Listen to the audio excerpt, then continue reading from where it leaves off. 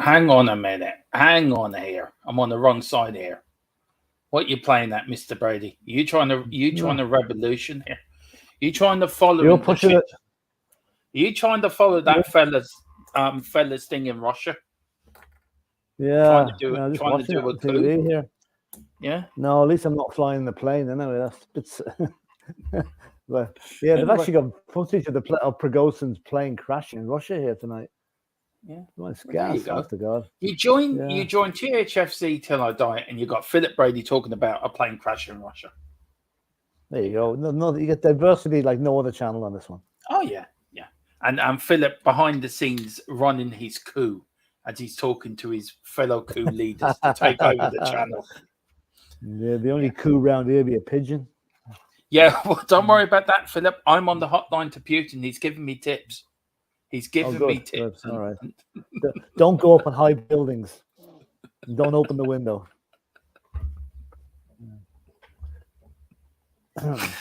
Oh, dear. Anyway, welcome to DHSC Diet. This is a special show to say thank you to you, the viewers, the people who have subscribed, who have got memberships for us as we celebrate our second anniversary, our second birthday in a way. And Philip, we wanted to do something special, didn't we? And we thought, why not show a game? And we did the poll. This won the poll yesterday. I was very surprised. I actually thought it'd be the 1981 Cup final, Philip, but obviously this won. So very quickly, what's your memories of that season, the 83-84 season? Yeah, remember the season, not a bit hazy, to be honest with you. I mean, it was a European success season, and it came 2 years after we won the FA Cup, and qualified for Europe, obviously, the following season. My memories of the match itself are living in northwest Donegal, right, where the only way we could see non-Irish channels was by putting up a dodgy aerial on your roof, pointing it towards the north of Ireland and hoping the goddamn thing worked.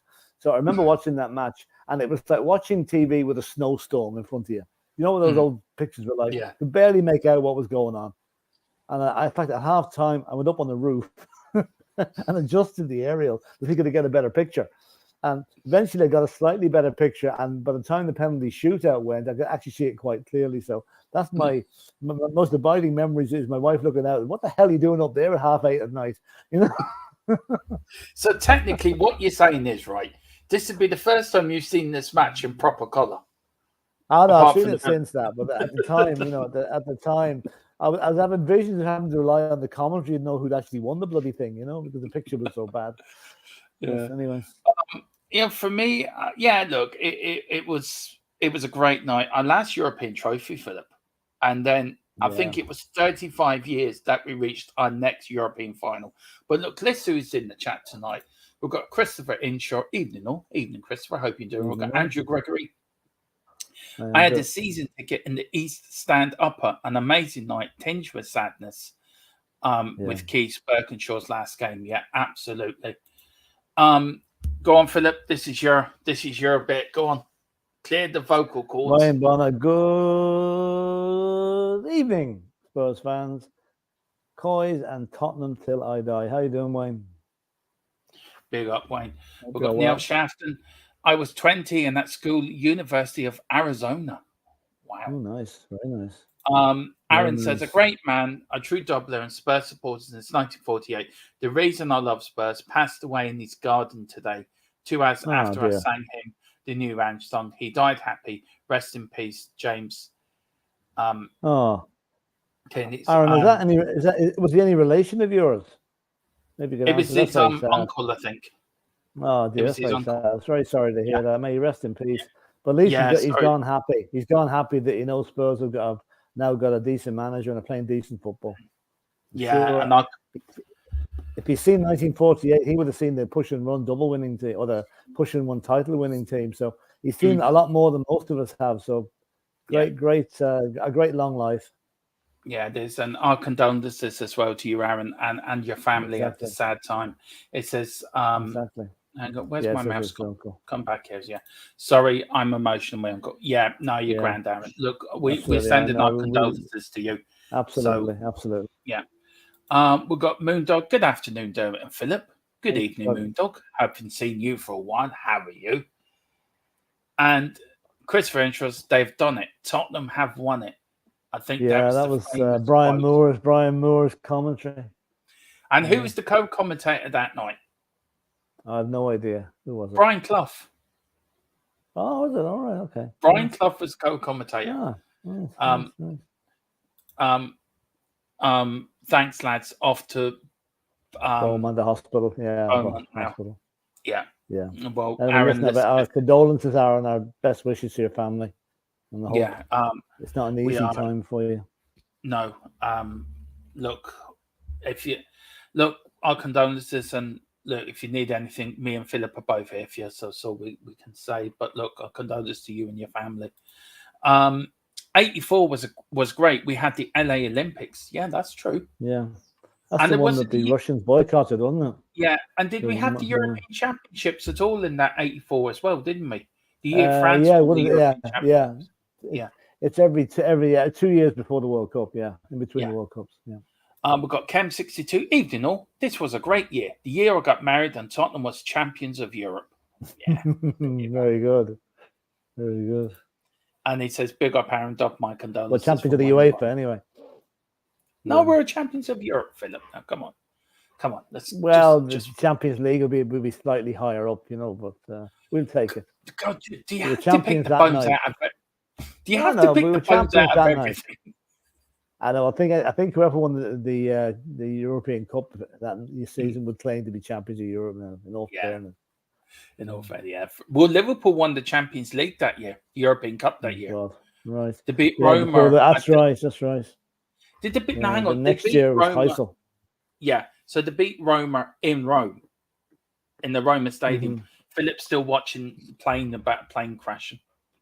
Philip's sort of. See, you want up-to-date news? CNN's Leitrim reporter, Philip Brady, works for CNN. Read my lips.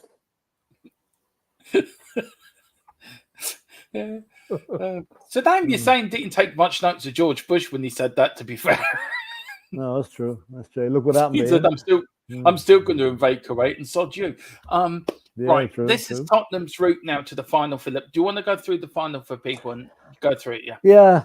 First round had a very difficult tie against Drogheda United. 6-0 away and 8-0 at home. So that was a pretty easy passage into us. Second round, FEYNOORD. That was a very interesting match. That's the game that, especially at White Hart Lane, we won 4-2. Then Hoddle was up against the great Johan Cruyff, who was coming near the end of his career. And Glenn Hoddle certainly pushed him in that direction because Hoddle absolutely dazzled that night. He was brilliant. And we went away and won the away leg 2-0, which is actually a bit of a payback time for 1974, 10 years earlier, when we went to FEYNOORD and got beaten out there in the final of the UEFA Cup, and there was an awful lot of trouble with the crowd. So that was payback time for FEYNOORD. Third round, we beat Bayern Munich. We beat them 2-1. Karl-Heinz Rummenigge's team We lost 2-1 out in Munich, and we beat them. We won 2-1 at home, and we lost 1-0 out in the away leg. So we went through on the now long lamented away goals rule, which is no longer in force. We won 2-1, Philip. Oh, sorry, 2-0. Sorry, I'm reading it wrong here. 2-1. Yeah, sorry about that. Yeah, I'm sorry. I'm just my eyes were deceiving me there for a minute. And the next round, leave the brandy alone. You leave the brandy alone. Yeah, okay, I will do. Anything you say, boss. Austria, Vienna in the next round. We won 2-0 at home and got a good 2-2 draw away in the second leg. And that put us into the semi-final against Hajduk Split of was then Yugoslavia, is now Croatia, obviously. We drew 2-2 away and beat them. We drew 2-2. We lost 1-2. I'm reading your thing wrong, Dermot. Sorry, 1-2. We lost 2-1 away. We won 2-1 away, and we lost 2-1 away. I'm definitely getting confused over this. Yeah. We won the on away goals again. Anyway, yeah, we won 1-0 at home. We lost 2-1 away, and we won 1-0 at home. That's right. To go through in the away goals. Now, yeah, go on, Philip. Sorry, go on. I remember we actually played Hajduk Split in the 1968 European Cup Winners' Cup. You remember we won the cup in '67? Yeah. We played Hajduk Split in the first round of that competition in the cup with the old Cup Winners' Cup. We won it, and then we played Olympic Lyon in the second round and got beat 4-3 on aggregate. Jesus! And we went out. I remember that was very, very disappointing, that game. But anyway, back at the ranch. That's the first leg team, and is it gas now to think that we have Jan Vertonghen is now playing for Anderlecht. Yeah. At the moment, I scored a cracker of a goal at the weekend as well. Absolute beaut. Leg of the final. Morten Olsen, the Great Dane, he was a good player actually. Scored the equaliser, the Paul Miller's opener, in the 57th minute, and that left the very all nicely set up for the second leg at home. And unfortunately, in the second leg, that was the team for the second leg. Only one change. It was Gary Mabbutt for Steve Perryman, who was suspended. And that was the thing. Now, the thing about that, as we all remember in that game, which you'll see later on, Anderlecht actually scored first. And things were looking very, very ropey for us because it went into the 85th minute, I think, when we scored. And I will still never know how Ozzy Ardiles hit the bar from 18 inches out on that one. It's one of life's great. He nearly defied gravity to get the ball up that high from where he was standing, But lucky enough, Graham Roberts was there to put in the cross, and we got into extra time, no goals in that, and then the infamous penalty shootout, which we'll all see later on, which was really, really good. It is. And then, Philip, of course, that year we should have been ready playing Nottingham Forest in that final. To be fair, yes, indeed. Now, Nottingham Forest and 16 former players have started court proceedings, as this was back in the 90s, over Belgium's largest football clubs, Anderlecht, over the 1984 bribery scandal. The former chairman of the Belgian club admitted earlier this year that the referee was paid the equivalent of £27,000 as a loan ahead of the semi-final second leg, which the team won 3-0. Forest, who had won the first leg 2-0, had a goal, controversially disallowed. The club has been trying for 3 months to reach a financial settlement with Anderlecht without success, and now have served a writ. Nottingham Forest, under the leadership of Brian Clough, was one of Britain's most successful teams in Europe in the late 70s, winning the European Cup twice in succession. You couldn't go away with it now, could you, Philip? Well, mate, if you're Manchester City or Chelsea, you might. But no. It was bribing a referee now is, it's. I think there's so many other checks and balances available now that there wasn't back in those days. That no, he wouldn't get away with it now. But I'd love to know, did Forest ever get any money out of that? They did. They actually did. Did they? Yeah. They did. Yeah. Well, okay, too little, too late at that stage because they could have had a European trophy. And let's face it, it'd be a bit like 1972 when Spurs in the UEFA Cup spent the whole summer whole season traipsing around Europe, ended up playing up Wolverhampton in the final. We're going slightly further north for Nottingham Forest, you know. But anyway, it didn't happen. So that was the story. So we just had to. I don't think actually. If I remember correctly, there was rumours going around the time of the final that Forest had been badly done by in the semi-final, but it was years afterwards before it was actually before it came out, you know. But there was rumours. Yeah. There was rumours. And then we've got this here. We've got, why did Keith Bertram leave Spurs? Well, we won 2 FA Cups and the UEFA Cup under him, so he did a good job overall. But unfortunately, he was sacked after our European success by a new chairman, the one and only Ivan Irving. Nearly bankrupt us, Scholar. Irving, I'll invest in everything else apart from football, Scholar. Yeah. Maybe Daniel Levy is his sort of mentor. Could be his love child for all we know. Could be his love child. Could be. The reason Keith left was due to Irvin or Ivan or Irving. Idiot. Irving, come here, Irving. I'm going to call him idiot. Wanting a say in players that. No, well, definitely wasn't a Scholar. Wanting a say in the players that came in and went out of the football club, which Keith refused. Yeah. And hence so the famous alleged quote by Keith Burkinshaw, there used to be a football club in there. Yeah, imagine your chairman coming in and say, I want to. Mind you, I think Todd Bowley's nearly done it at Chelsea.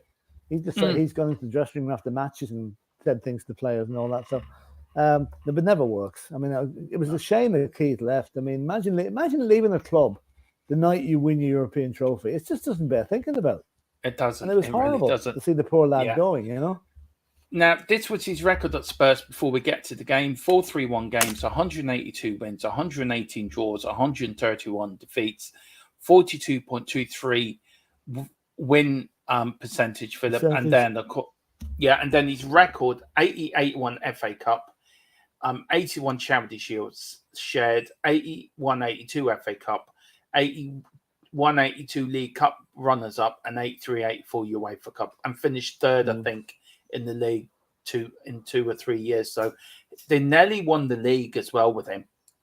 So I think that was the only thing that could block his record at Spurs. He never won the league with us. Yeah, do you know, I'm looking at the bottom line there. The win percentage is only 42%. At the minute, that will be at the lower end of the scale with present managers. But I think it's the fact that we drew so many matches. There's a hell of a lot of drawn matches there. Yeah. So anyway, we're going to put the game on now. Actually, while we do that, I'll go through some of the comments that are there. So let's get going. So that's the game starting now. I want to say big up to Duck Jive 1 for the use of this game. I have sent them an email saying we were going to use it. So everyone, please get over to Duck Jive 1 YouTube channel. He does great stuff over there. He does great stuff over there. Really nostalgic stuff. Really good. Yeah, he really does. England matches, Tottenham matches in the 70s, 80s. There's loads of Tottenham in the Premier League and under Glenn Hoddle and other stuff which we can't use for copyright reasons. So please, everyone, get over there. And Simon, if you are watching, I did send you an email to say what I was going to do because I can't get hold of you on Twitter. We've got Neil Shafton saying, Irving. Kem 62. One of the best moments at White Hart Lane was in the Shelf side with all my family and friends. It was an electric to scenes when Tony Park saved that penalty. Was amazing. Yeah. Neil Shafton says, Popokar and Slavinio were the other scorers for Brazil. Or that's to go with.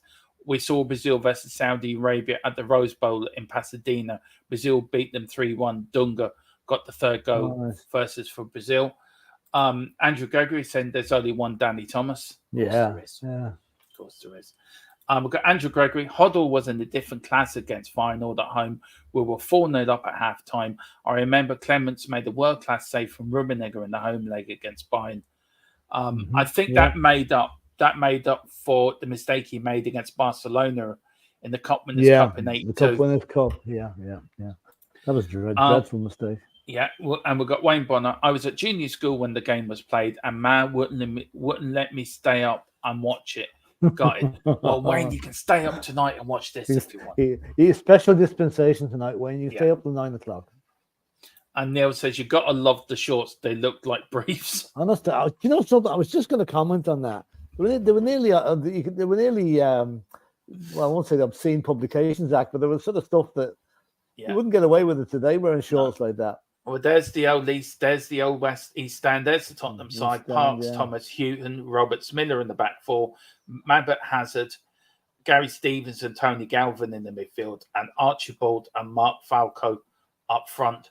Garth Crooks, I think, was on the subs bench, wasn't he, for this game, Philip, if I remember rightly? I think so. I think, well, they probably show the subs. Maybe they won't. Yeah, no. And the Anderlecht side now are coming up now. Any famous faces in there, apart from Olsen? Chernatinsky was quite, and Verkauteren, Frank Verkauteren. And I think Enzo Schifo went on to be a good player in Italy afterwards. And Morten Olsen, Frank Arnesen. Arnesen was playing for them. He came back to be our technical director there for a while under Julia Ramos. Remember? Yeah, I think it was Ramos. Did Schifo play for Belgium in the '86 World Cup? He did. Yes, he did. Yeah. Good player. Yeah. He was a good player. He was the great white hope for Anderlecht at the time. Yeah. You know. There's the old white kit, Philip kit, which we all love and adore. Yeah, we're now using. We all love the white kit. You know. I'm just wondering, was that an all ticket match, or did you turn up at the turnstile and get in? I say it was an all ticket. I say it was all ticket. Yeah. Now the build up to this, right? They reckon, in the build up to this, the fans were in the ground for a good hour and a half before the game. Oh yeah, I'd say so. I wonder was any Belgian fans there that night? I'd say there was. Yeah, I'd say there was. There's Ray Clements who was. I don't know where the away fans. Where did the away fans sit in the old ground? Was it up in the top right-hand corner up there? I don't know. I think it was up there where the Mustang sign is around there. Yeah, maybe. It doesn't look quite full. Yeah. There's Mickey Hazard. Falco is dead. The German guy Amadeus was his big hit. Rock Me Amadeus. Oh, was that recently, Neil? Or was that? I don't know. Is that just a comment on Mark Falco? Well, look it up here now. Yeah. And the referee's from Germany. There we go. He was from West Germany then. Booker Ruth. No, Falco died in 1998. Did he really? Yeah, he did. Mm-hmm. Never knew that. Yeah. No. There you go. Yeah. Notice that that's nearly a dying art now. I'm not going to bring that. I'm not going to bring that up, Neil. I'm not bringing that up. I'm sorry. No, Philip, do you? No. Yeah, no. Yeah, it's not really relevant. Yeah. No, it's not. Yeah, I was just saying there. You know what that goalies have to do, and there was nearly a dying art now. The long kick out with the goalkeeper. You rarely see it these days. Oh, God. Oh, there's Gary Mabbott. Danny Thomas. What's Thomas up to? Thomas. There's only one Danny Thomas offside. Yeah. See the people nicking the bog rolls again. They're chucking them on the pitch. See, they were chucking all the papers from the tifo there on Sunday, chucking them at the Man United goalkeeper. The penalty area was full of them. Our Falco wasn't. Falco was a one-hit wonder, Wayne Bonner. Rock Me Amadeus. He wasn't. Yeah. Falco was a one-hit one. Our Falco wasn't. No, Mark Falco was definitely not. Mark Falco wasn't. He hit plenty of things. He did.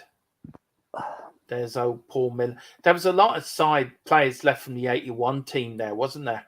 Yeah, there was a good nucleus for that side. Yeah. Yeah. There was indeed. We could have carried on, do you think we would have won the league if Keith Birkinshaw stayed there? Not if Irving Scholar was picking the team, no. I think that for Keith to leave that night, things must have completely broken down. And maybe if he'd stayed and he'd been given the transfer budget, but see that it was around that time that that was in the early days of the Scholar regime. They started investing in clothing companies and computer companies and everything, and that was to the detriment of the team. Oh, what a pass. Go on. Great ball. Oh. No, offside again. I want to say big up to Ben Kaufman. Hello, everyone. Hello, Ben. How are you? Hey, Ben. Nice to see you in with these nice cup of coffee, chilling as we're watching the mighty Spurs hopefully win another European title. Yeah. I like watching these old games, Philip, because they're good fun. They are good fun to watch, and you know the results, so it's not so much nervousness like watching Tottenham. Like yeah. You can watch. It's nice to watch them back always. Yeah. Here comes Anderlecht. Anderlecht wasn't bad aside, actually, to be fair. No, well, Anderlecht have always been they've always been one of the top 2 or 3 sides in Belgium. So yeah, they're a good team. Holsten Pils, the original Pils. Yeah. I remember those shirts. Yeah, Andrew sponsored for said quite a long time. It was a mistake to appoint Peter Shreves as manager. I think it was. I think it was a massive mistake. Yeah, I think so. But then again, he was in house. He knew the he knew the way around the club, and it was probably cheaper than going out and appointing somebody else anyway. You know? Well, they did appoint David Pleat. Look what happened to him. Yeah, well, that's true. That's true. Totally ripped up the Keith Birkinshaw team. Yeah, but then again, David Pleat was manager in '87 when we finished third, and Clive Allen scored 49 goals, and we should have won the FA Cup. You know, so in all fairness, for all his faults, he wasn't a bad manager. You know, he wasn't really. He just liked breaking down round corners, dodgy corners. Yeah, I know. Well, if you should buy decent cars, then it'd be all right, you know. I know. Well, the AA were kept in pretty. Anyway, Neil Shafton said, did they employ the Arsenal offside trap back there? I think they did. There's old Paul Miller. Oh, lovely. Route 1. Paul Miller married a daughter of Maurice Keston. Maurice Keston was the celebrity fan Spurs had in the 60s and 70s. All the players knew him. He used to go to every match, and he was very generous to the players as well. So Paul Miller ended up marrying his daughter. Just a bit of useless information. There you go. Commodore he computers. was the #1 fan. Yeah. Now, Commodore 64. I remember having one of them. Yeah. I remember having a Commodore 16. My dad went all the way from my birthday, went all the way to Tullamore and bought me this Commodore 16. And I remember the first game I bought in it was this tennis game, which was a line down the middle, 2 lines each side, and a ball just going across, and you had to go up and down. That was them. I know when they were. And at the time, they were the greatest things since sliced bread. You thought, my God, I'm so far advanced. Nowadays, you look and say, holy God, what the hell is that? You know? We've got Neil Shafton said Vic Commodore. Yeah. I'll tell you a better one. Remember the Sinclair's computers? Oh, yeah. They were even worse. I mean, I had one of the Sinclair, one of the ZX something or other. They were really antiquated. Yeah, and then we've got Andrew Garrett. There are quite a few dodgy corners in Luton. Yeah, that's right. Yeah. The AA were... Apologies to anybody who... Whoa! Archie. Oh. Is he actually wearing any shorts? I think he forgot to put them on. I think he did. Oh, that was close. Nearly. Boy, another foot and that was in. Yeah. Oh, no, he is. You can just see them. Just see them. And yes, Pong... Scholar was saving on the laundry build. Yeah, and then, yes, Pong was the cutting edge on the TV. Yeah, it was. It was the cutting edge on the TV. Do you remember we were living in Mullingar at the time, but I remember going over to England to see my aunt and my uncle. And I remember them having to go down to television rentals to rent the telly, to pay for the rental. Everyone was renting TVs back in the day. That's right. And in Dublin, I know there was loads. I remember when I was working in Dublin, I rented a TV. I remember one time I had a black and white, and I said, I'm going to lash out now and rent a colour TV. Well, geez, you think you'd won the absolute lottery with this colour TV to see things in colour, you know? It was great. Yeah. Oh dear. No Glenn Hoddle in this game. I think he was injured, wasn't he? Or suspended. Injured, yeah. With no Glenn Hoddle, no Ray Clements, no Steve Perryman, and Crooks is missing as well. So we had a lot of players that not actually there. Well, Crooksy was on the bench for this. Yeah. So was Ozzy Ardiles. Yeah. Coming to the end of his. Yeah, he was. Yeah. And he came on to, as we all know, look at this. Good save. Come on, Tony Parks. Just give it to Mr. Roberts to swing it up there. We attacked well. It was all free-flowing football, wasn't it? It was, yeah. It was. It wasn't that much defensive stuff at all. But then again, the real defensive stuff hadn't really come into the game at that stage. Paul Miller was caught out there. He was. Of course, Ricky Villa had gone back to Argentina at this point as well. Yeah, he'd left us a couple of seasons. That's right. Yeah, the Falklands War thing put an end to all their participation. Offside again. How many times is that now? 3 or 4 times we called offside. I wonder, does Richarlison watch this, how to get offside? What not to do? What not to do, yeah. We've got Andrew Gregory. Glenn was injured. Steve was suspended. Yeah, that's true. Yeah. And then we've got Neil Shafton. The ball used back then wasn't very kind. It was very hard. And even if it's not feel completely with that, it did make it see stars if you headed it. Yeah. And there was a mighty ball. It was heavy. They were heavy, all right. If they're overinflated at all, they'd be like heading a brick. I'd tell you one thing. I'm surprised at the pitch looking as well as it has for playing the full season on it. Yeah, that's true. This is in April, May. Yeah, very much so. Yeah, absolutely. Well, I think at that stage, they were just getting the pitch technology sorted out. And another few years, then we had the perfect pitches that we have. I mean, it's amazing now with the pitches that can look, well, apart from some, it can look as good in May as it does in August, you know? Yeah, well, apart from 91, 92, when the pitch, there was some disease in the pitch, wasn't there? And it just ate away at the grass in the 91, 92 season. That's right. Again, Peter Shreves nearly took us down. The one I remember most is the 1970 Cup final between Chelsea and Leeds. They'd held the Horse of the Year show or something at Wembley Stadium prior to that, and the pitch was completely like a beach. They had to sand it completely, and it was, oh my God, it was absolutely dreadful. And I think that was the last time any Horse of the Year show was held at Wembley. Yeah. Let's see now. Did he get caught in the face? And no, he did not. I don't know. They had screws in. I know I had aluminium screw-ins on my Puma Rotterdam boots. Oh yeah, I remember them. They hurt. They did hurt, them screw-ins. Look, he's up there fine. Nothing wrong with him. Flicking. Oh. Go on.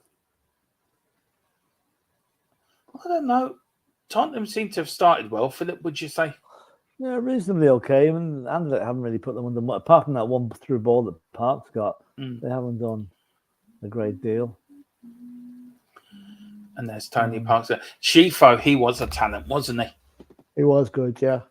He was only, I think, 19 or so around the time of this game. He was very young. The elegant player. Yes. Chrissy Houghton, ever present in the Spurs side. I think he played up to, if I'm right, he played up to the Terry Venables coming in as manager. Yeah, he was still in the Irish team in 1990, I think, for the World Cup. Irish squad, anyway. No. There's I think that's Olsen coming out there. See, it's funny back then, Philip. There's no scoreboard. There's no nothing. Do you know what I mean? No, absolutely. The old-fashioned way of doing things. Bovril and a pork pie at half time. And a punch up as well if you fancied it. Yeah, by arrangement only. Yeah. You said you were talking about 74. Tottenham had lost on the pitch. I think Tottenham had lost off the pitch as well, by the sounds of it. But they made sure of it. They were outnumbered. They were totally outnumbered. There's our Mickey Hazard. Oh, go on, get up. They were a great attacking side. Hang on, just back in a minute, Philip. Yeah, sure. Yeah, so it's a pity we can't play the sound on this because you really get the crowd effects, you know. It's a good, good shot by who was that? Falco, I think. Yeah, Falco. So, yeah, Neil's saying here, I was wondering how many players of that era.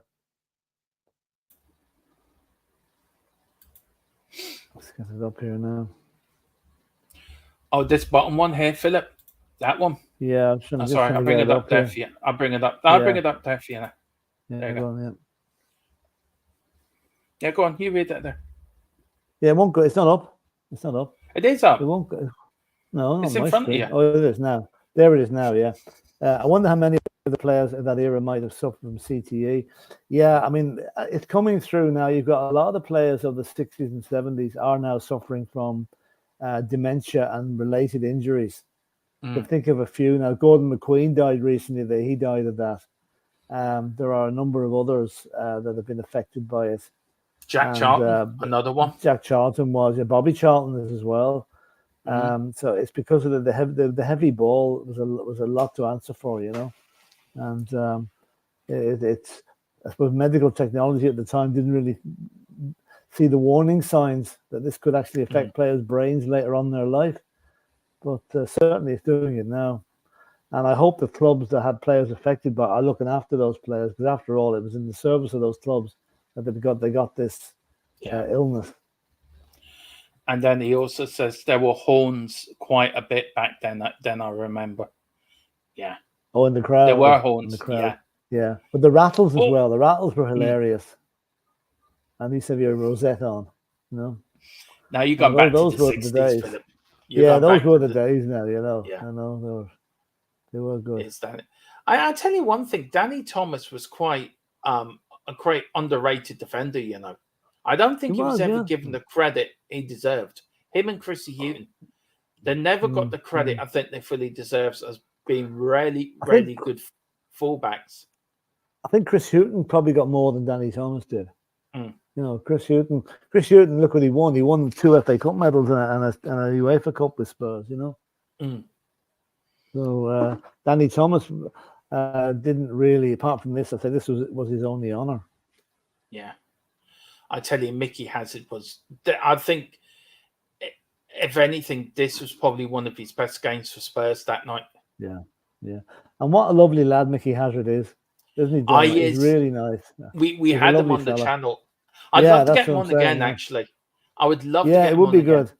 He's a really, you know, straight, he's got some great reminiscences, great history of what happened at Spurs during his days there, you know. He was really good, man. I tell you what, I would love to get him on with this game or the 82 Cup final. I'm having him on as we're showing the game. And to get do a kind of commentary on it. Yeah. And to give his thoughts and what he remembers of the game. And I mean, back then, Philip, it was a sort of, Tottenham was, the fans, I think was the only time, I think apart from now, which we could have, that the fans and the players were as one. No, I think there's been other times though. I think I don't think there has, Philip. Not as a complete one unit that night.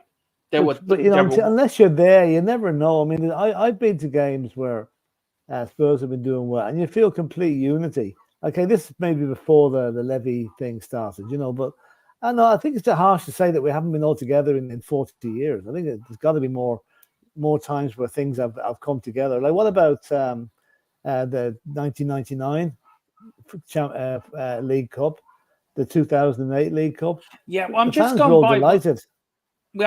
by what Steve Perman said, and he did say that. He said that at the AC Milan game at halftime. That it was one of the few times he can remember that the fans and players everyone was one in that stadium. And when Danny Thomas missed the penalty, everyone started singing "There's only one Danny Thomas." I mean, yeah. Oh, I know that. Yeah. But I'm sure. Like, you remember when we beat Wigan 9-1? I'm sure there's games like that where there was no dissenting voices in the crowd. You know, I'm sure it's happened. Maybe not as often as it should. You know, I'm not sure. Oh, what's that gone over? You know, Gary Stevens. But then again, Dermot, there's a distance, there's a detach between players and fans that gets bigger by the season, if you ask me. I think that's the problem, Philip. Yeah, back in the 60s, you could go to finish a match at White Hart Lane, go into the Bell and Hare or the corner pin, and Jimmy Greaves having a pint with Alan Gildean. You're not going to see that now. And They're all you whisked got away that, in a yeah, but you got Lamborghinis that, after the game. yeah, but you got that with the 80s side as well. That there was connection between them and the fans. That the fans could easily approach them players, the likes of Not so Graham much Robertson. so. It started. That was the end of it. If they were doing it in the 80s at all, that was the end of it. Certainly hasn't happened since the Premier League started. Because what's happened now is the boys, like most footballers in those days, and maybe still are, a lot of them are working class guys who identified with the fans. But nowadays, these working class guys are earning 100 grand a week and they think they're miles above everybody else. A lot of them, Yeah, it's sad. I know. Just got a couple of comments here, Philip.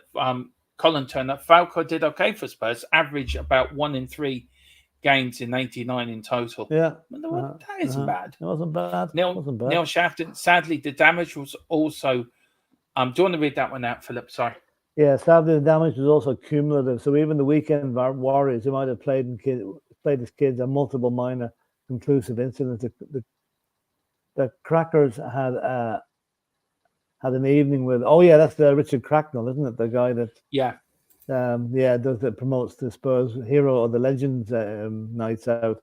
Yeah, I think it's something that could be broadcast. Like I'd love to get a list of Tottenham players over the last 30 years, 40 years even, that have been affected by their game. I mean, their quality of life has been diminished by by playing football for Spurs, if you know what I mean. I don't mean that in any bad way. It's just the way heading the ball and getting involved in injuries. So I'm sure there's a hell of a lot of them we don't even know about. Whoa. That was close. Gary Mabbott. That nearly went in. Yeah. Anyway, Lily White Lane, happy birthday, lads. Thank you very much, Lily White. Thank you. Said, have missed these watch-alongs. Was at the event with Mabsy and Roberts 3 months ago, who both said this was the best night of their lives, and the fans made it that. Yeah, I'd say Graham Roberts, when he woke up the next morning, he didn't know where he was. I would say more, as most of the Spurs fans did that next morning as well. I'd say there was a few babies made that night as well when the guy was. Yeah, I'd say there was a lot of babies named Graham 9 months after that now somehow. I'd say there was. And he also says, spot on, lads, the connection is not there with fans anymore. So many players and managers why fans warm to managers quicker, who hugely appreciate fans. Look, Angie's one of them. You can tell he's one of us. He's not one of the... Yeah, he's not one of the hierarchy. He's not one of the... No. I've got millions and you're just... I'm looking down at you. Like some of the managers do. You probably could say Ferguson was another one from a working class background in Glasgow. You could say... who else could you say? Not many, Philip. All I can think is like Andrew. Bill Shankly was. Matt Busby was. Arsenal always had these kind of upper class twits, like Bertie Mee. He was real up himself as manager. Brian Clough. He was a bit unique anyway. Well, Brian Clough for me, Brian Clough was he was a working class lad from Sunderland. He was. Everyone wanted him to be the next England manager. And I always wondered, like, if you're an England fan, and if there is any fans watching, put it in the comments. How do you think Brian Clough would have done if he was England manager? Would he have won you a World Cup? Yeah. Him and Peter Taylor together. There would be more chance of me being made England manager than Brian Clough at the time, because he was absolutely anti-establishment, and there's no way they would ever have given him the job, because he wasn't the FA at that time was the prawn sandwich brigade. Just say if they did fit the mold. Yeah, but just say if he did, Philip. Do you think him and Peter Taylor together would have won them a World Cup? I think they would have done a great job. I think Clough and Taylor as manager would have been a brilliant combination for England. They really, really would have, and would have identified with the fans as well. And like England. Okay, they haven't won anything. They hadn't won anything in the 80s or 90s. Cloughy could have taken over. If he took over about 82, 83, that would have been ideal, I think, for England. But it was never to be. You know, he said he was. It'd be like how I could use the analogy. It'd be like Ian Paisley becoming Pope. You know, it just wouldn't happen. One of those things you know are never going to happen. Well, if he did, it'd be a bit late, Philip. He's a bit 6 foot under now. Oh no, but I'm just saying when he was alive. Yeah. Actually, I had a very good joke about that. I'll just tell it when I'm here. Back in the 70s in Belfast during the Troubles, there was this wee black evangelist came over from Tennessee to do a tour of all the churches in Ireland, you know. Oh, Lord. And he went to the Catholic Church, he went to the Methodist, he went to the Church of Ireland. And his last day there, he went to Ravenhill Road in Belfast, which Paisley has his church, you know. And Paisley was up in the pulpit giving one of his fire and brimstone sermons. He was really giving it to them, you know. And the wee fella in the front, sitting in the front, got really carried away. And he starts going, hallelujah, praise the Lord, you know. And Paisley stops speaking and looks down at him and says, what's he got to do with it? Oh, I don't know. That's funny. Yeah. That is funny, actually. Neil Shafton says the connection has gone because fans aren't multi-millionaires who live in the community and interact with are just average folks. Exactly. Yeah. Exactly. Look where Bill Nicholson lived in a terraced house in Tottenham, 100 yards from the ground. He lived there all his working life at Tottenham. So that nowadays they're not. Yeah, go on. Now go on. No, so nowadays the fans are living in the gated mansions and you know, penthouse apartments and stuff. As far removed from the fans as you can possibly get. Now, did see there, Philip? That's where the fans were in that section where there wasn't a lot of people in that. That's where the fans were. That's what I was thinking they were. That's where they were. Yeah. And up the sort of the little shelf in the corner. Leela White Lanes. Yeah, a lot of my favourite managers are the ones who are relatable, such as Deitch and Warnock. Yeah, true. Yeah, absolutely. Sean Dyche is probably the most, apart from Ange, is probably the most relatable manager in the Premiership at the moment. Like, if you look at the Lego man at Arsenal, I wouldn't go near him if he was the last person on earth. You've got the likes of Klopp at Liverpool is an idiot. You know, the Ten Hag at United seems to be very up himself as well. So there's very few relatable managers left. Yeah, there is. And then Neil Shafton says, I imagine there are a bunch of billets back then, just because they were only living there during the season. Billets, I think you're going to mean army barracks and stuff like that. Yeah, barracks, yeah. Maybe. I don't know. What do you reckon, Philip, so far? I don't know how long we're into it, but I say we're half an hour into the game. I'd say it's about half an hour into it. Yeah, nothing. Spurs marginally on top, I think, you know. To create the better chances, but I don't think the goals come to the second half. So there'll be not. There's Mickey. Look at the run he had. He's kind of like great man to pick a pass, though. He really was. One, of course. He really was Glenn Hoddle's apprentice, wasn't he? He was. Yeah. He sure was. There's Tony Galvin. Was there only one substitute allowed at this time in the game? I think no, two. Was. I think it was only two. Was it two? Oh, yeah, he's gone up to two. Yeah. But you know, it's the gas to think that up to the 70s, there was no substitutes allowed. You started with 11, you finished with 11. If somebody got injured, tough. Gas, you know, how football has evolved over the years. It is. Look at the Rizzlers adverts. Jesus, get away with that now. No. Yeah. There's Mabbutt there. Who's he passing it to?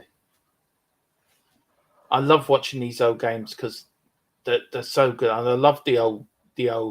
I wish we could show the commentary. Yeah, no, I was just saying that. Yeah. Brian Moore was doing the commentary. He was a very good commentator, Brian Moore.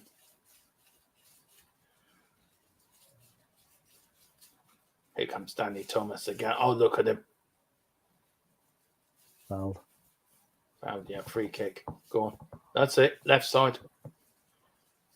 There's old Danny Thomas, number 2. We've got Lily White Lane. He says, favourite Spurs player will always be Keano, as my dad named me after him after thrashing Arsenal. Yeah, Robbie Keane. Very good. Very good. Yeah, Robbie, he's actually, is it Maccabi Tel Aviv he's managing or Maccabi Haifa? I can never remember which. Yeah, my sort of. Oh, hello. They're in. Oh, should have Missed. scored. He, do you know, they did live on a knife edge. They rarely did, Philip. Oh, yeah. Well, I mean, I played the high line that night, you know, so nearly got caught. Look at Mickey Hazard running his little guts out to get back. I think it was a good save, actually. Aston Villa beat Hibernian 5-0 in the conference qualifier. I think they're in the next round. It looks like it, actually. Yeah, you never know. Hibernian could win. We've got Lily White saying, oh, yeah, I've got that one near Shafton. I would think they have these digitized and with sound just to have. I would think they have. Do you want to read that? Sorry, Philip, I'm not probably reading that. I would think they would have the digitized them with sound just to have them, just have to find the archives. Yeah, no, there is sound on it, Neil. So we can't put the sound on for copyright reasons. That's the reason. No. You know, there is sound on the game. Yeah, that's why you got me and Philip just talking rubbish over it. You know, talking rubbish over it. I mean, I know Philip's a bit like Brian Clough, really. You know, he's that sort. Yeah, you are. I reckon you are. You're a bit like Brian Clough. We don't know what you're going to say next. You could say anything. Well, that's true. That's true. Yeah. Yeah, but I mean, no, it's a bit of crack. Just get you on Donald Trump, Russia, or some of that Saudi Arabia. We'll that's you gone. Keep off him for the night now. Keep off him for the night. I don't know. I was going to bring this picture up. I don't know. No. Unless he's coming on as a sub for Anderlecht, don't bother. Do you guys remember Ali Dick? Made his debut at 16 with Galford, was it? Yeah, I remember Ali Dick. Yeah, some Scottish lad, wasn't he? Didn't he go on to it wasn't Ali Dick. There's another player. He went on to play quite well on the continent, but no, Ali Dick. Yeah, very slight young player, winger, kind of bit lightweight. Would never survive in the game today, I don't think. No. Yeah, we're half an hour into it now, Philip. Half an hour into it now. Whoops. We've got Andrew Greg said, I haven't heard Philip say young man. Brian Clough used to say that. Young man. That's right. Do you know what I was thinking of there? I don't know if anyone ever watched the Harry Enfield program with the two old biddies. Young man. Yeah, Brian Clough used to say that. Young man. Yeah. Remember the time the fan invaded the pitch at Forest? Yeah, he jumped and punched him. I thought that was funny. Oh, God. He bless him. He turned to drink at the end, didn't he, really? Oh, he did. You know, by the look of him, he was like a traffic light, so he was. Yeah. You know, his face was just red. God love him. Why did he do that, I wonder? What happened? Do you think it was the thing with Peter Taylor that he never resolved it and then caused Peter Taylor? It could be, yeah. It could be. You know, I mean, obviously we'll never ever know, you know. But anyone that wants to get a real story of Brian Clough, watch that film, Damned United.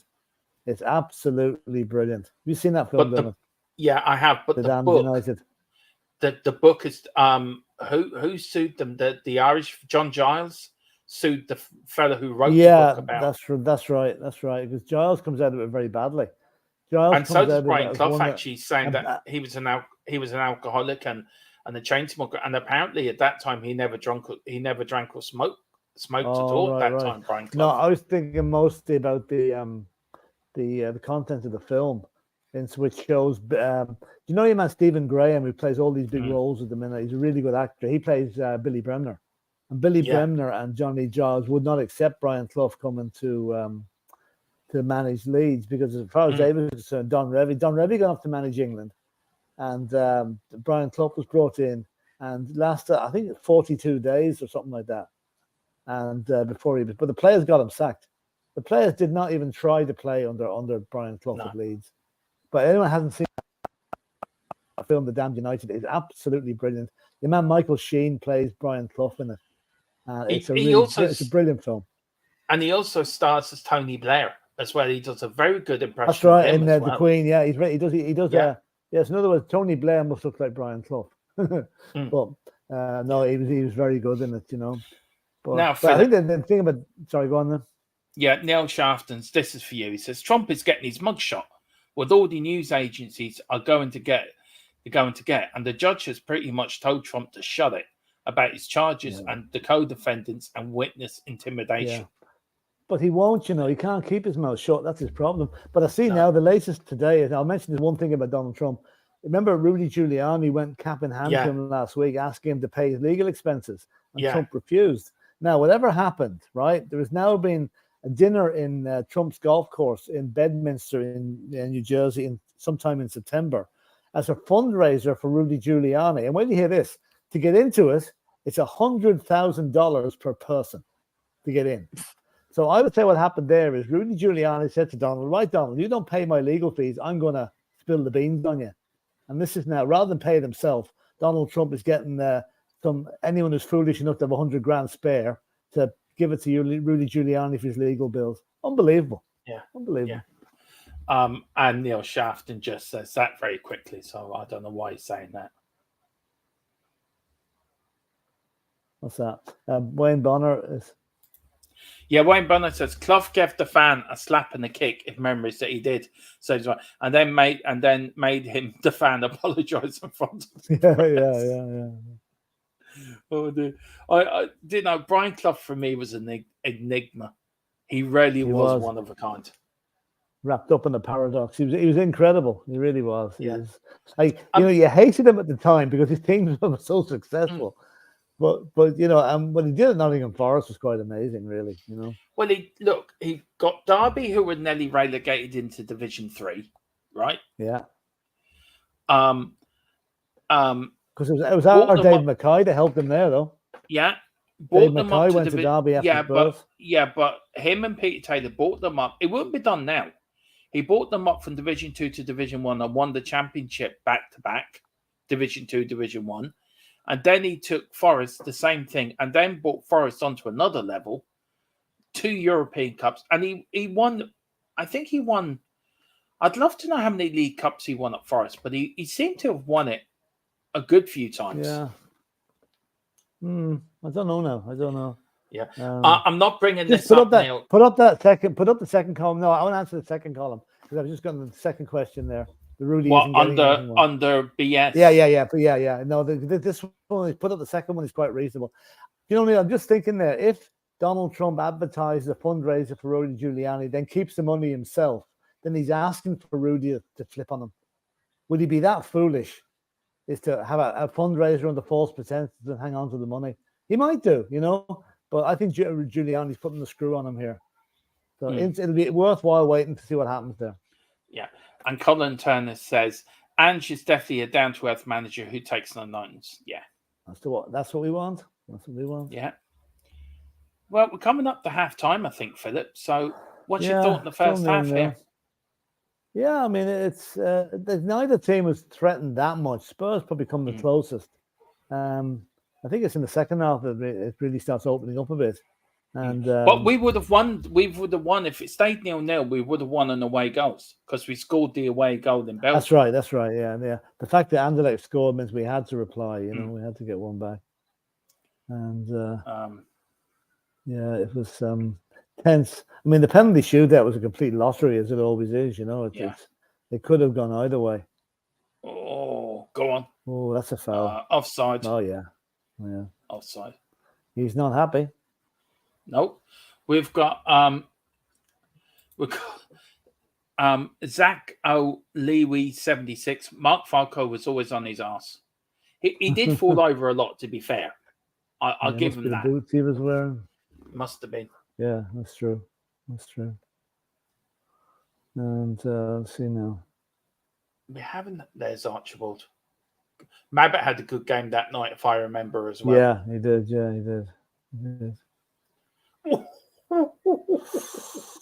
That was a Christian Romero type tackle. That was Graham Roberts. Yeah, love it. But Zach Louise says 76. I love him, mind. Yeah, you can't beat. Bless him. You can't beat. Listen, if you are enjoying this, as we say, this is our treat to you guys for all the support, and you've shown this over the last year.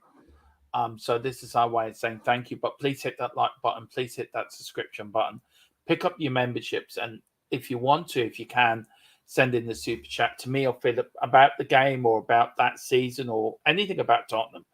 Anything you at all. can do in the super chat. It does help the channel grow, and it does help us get better content, better better equipment, so we can bring you better content on our channel as we run. And as we run, I think we're 450 or 440 away from 2K, Philip. So we're really on the march on it now. Yeah, we're gonna get 2K by Christmas if we can. So yeah, tell all your that's friends. Yeah, and then he says, "Oh, cheers, lads! Brilliant idea." Yeah, well, to be fair, Philip, these channels, us doing this was the original sort of idea for the channel anyway. Yeah, it was. Yeah, that's right. The channel was born out of this, and we will continue to do it. Like there's going to be a lot of weekends during the season when there's no matches on, and we can fill in the gaps by playing old games like this. And we'll always play a game that you want to see, not one we pick. You pick it, and then we'll everybody be happy. But we are, I think, for this international as well, Philip, we are doing a build up to the Ireland-Holland game, and we are doing an Ireland-France watch-along as well. So we are doing it. Look, that'll be from behind the couch now, definitely. It will be. Look, if we have to do an England watch-along, we will do. Oh yeah, but England get a decent. England's group matches tend to be rather pedestrian, one-sided affairs. But if they get a good game against a decent team, we'll do a run with it. Yeah. He says, I was 8 years old at the time, but I remember watching it. Yeah, so do I. How was I in 84? I was 84. So 77, 78. I was 7 in 84. So, I remember this. 7 at the time. Remember this. Colin saying, good evening from the Leeds Festival. You lucky sod. Oh, very good. See, he's at a festival watching Tottenham win a European trophy. Do you know what I mean? Just can't get any better. Big up FT. And please, everyone, go over to the Full-Time Sports Network for Colin. Great lad, Man United fan, but a lovely lad. And have a great time at the festival, at the Leeds Festival. I'm sure. Who's headlining there, Colin? Let us know. Put in the chat who's headlining. We've got Neil Shafton. Manchester United. I'm surprised the Man United fan going to anything in Leeds. I thought they didn't like each other. Well, if the festival was good, Philip, fair play to him. I know that. I don't think we got these unless it was closed circuit TV. We did have soccer made in Germany on the public broadcast and highlights from England. Now, we were very lucky. We were, This was on ITV, this match. ITV. But if I remember, the BBC had showed some of the Tottenham games as well on the route to the final. Yeah. And Sports Night, I used to have a program, Sports Night. You get 20 minutes of black and white highlights usually. And then it'd be colour, of course, in 84. Yeah, that final game, the whole match was shown live on the BBC. And the Bayern Munich game as well. And I think if I'm rightly saying, Philip, they both showed the FA Cup, BBC and ITV, didn't they? They did, the FA Cup final. Absolutely, yeah. There used to be huge competition between them. See who could attract the most, the best co-presentator. Someone that talk on the pitch at halftime and that. Yeah, BBC used to win for me. They used to have Kenneth Wolstenholme and Barry Davis and John Motson. They were really good. Yeah, really. Although Brian Moore was very good as well. Yeah, Barry Davis was a Spurs fan. He was, yeah. He was a massive fan. Yeah, Billy Eilish and the Killers headlining. Killers, very good. Yeah, the Killers from Las Vegas. No, Killers, not the Killer from Las Vegas. No, the band from the Killers are from Las Vegas. Yeah. Oh, I know what you mean now. Sorry. Yeah. Sorry. Yeah. See, I know me music, damn it. I know me music. I'm saying nothing. Ooh, that was close. And then Zegro said, it's funny how things change. I grew up with Tottenham winning things. The FA Cup loss to Coventry was hard to take. Do you know something? That I cannot watch that. If that game ever comes on TV, I'll walk out of the room or switch up. I cannot watch it. Still, after 35 years later, I cannot watch it. Philip, we're going to have to sit you down on the channel one day and go through that game. Well, you want to strap me down because I'd be gone. That's for sure. I cannot watch it. Yeah, I refuse. Don't listen to Billy. Haven't really listened to the Killers. Aren't they Swedish? I thought the Killers from Las Vegas. Hang on, I'll go and ask. Hang on, I'll be back. Maybe I'm mixing them up with somebody else.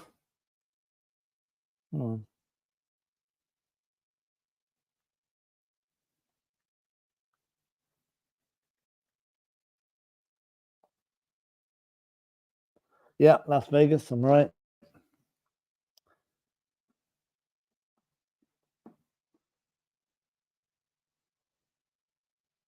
Yeah, it's all right down, but they're from Las Vegas. Billie Eilish, I know nothing much about. Yeah, I can confirm from the Oracle sitting next to me, is listening to Radio Nova and reading the paper. They are American. So Philip, you were right. Yeah, they're from Las Vegas. I looked it up there. Yeah. That was a good effort with Mickey Hazard there. It was, yeah. And it's the Mr. Brightside group. No, it's Tottenham. That's who's playing. Not maybe Mr. that's Brightside. one of their songs. Could be one of their songs. Yeah, I can't say I know much of their music now, but or maybe Tottenham are playing the Mr. Maybe that's what Anderlecht were called them, Mr. Brightside group back in the day. No, I think it's the Killers he's talking about. I'm trying to joke, Philip. Don't worry. Oh, good. All right, very good. Very good. Just wasn't a particularly good one. That's why I didn't laugh. I don't know. You crack me up some days. You really do. I would have had Yeah, go on, Philip. Go on. I would have been listening to the Style Council, the Undertones, the Clash in '84, also General Public. Out of those, the one band I absolutely love, and I saw them live before they hit the big time, was the Undertones. They were absolutely brilliant. And I still reckon Teenage Kicks is the most perfect 2 minutes of pop song ever written. Yeah. It's got everything in it. It's brilliant. Well, there you go, Philip. Half time. 0-0. Look, there's the old East Stand. Yeah. I tell you what, Philip, I used to stand in the bottom bit of the East Stand back in the day. Yeah. I used to be up in the top stand, top part of it. There we go. That was a quick turnaround. That was quick turn. And that was a quick halftime break. I'm just going to have a quick halftime break myself. We'll be back in 1 minute. All right. Are you really? Be careful. Hello. What's he doing? Okay. Anyway, hello. He's back again. I'll take him out till he's back. Mickey Hazard, what a player. This is bringing it all back. Yeah, he was. We had Mickey Hazard actually on the channel, Zach, not so long ago. If you want to go back through the channel, we did an evening. We actually did 2 evenings with Steve Perriman. And then we did an evening with Mickey Hazard. I'm going to see, can we get Mickey on again? We are getting Norman, I think it's Geller, who wrote the books about Tottenham in the 60s and 70s, and was a big sports journalist. He's written a book at the moment on Ali Gilzine and Jimmy Greaves. And we're hoping to get, when that book's released, we're hoping to get him on the channel. Now, we're not sure if it's going to be pre-recorded or live, but we'll let you know. But that is the latest we'll get there. So, yeah, but haven't seen you before, please hit that like button and subscription button if you want to pick up a membership as well. If you do pick up a membership, at the moment, we are running a competition for people in the members, but any new members, there is a second competition where you'll win something, a lovely prize, a Tottenham related prize, a shirt or a retro shirt of your choice, from back in the days of the 60s, 70s or 80s.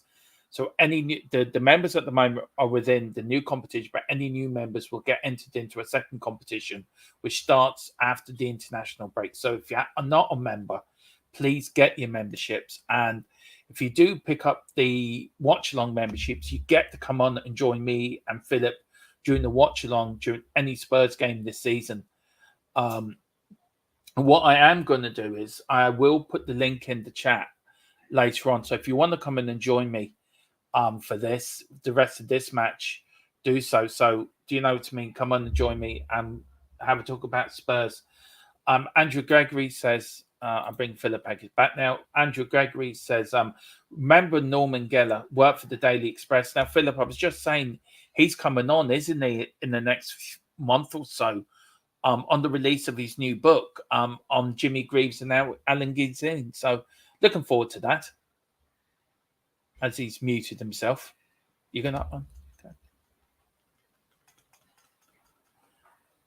Can't hear you. We can't hear you. Didn't we? Oh, right, there we are.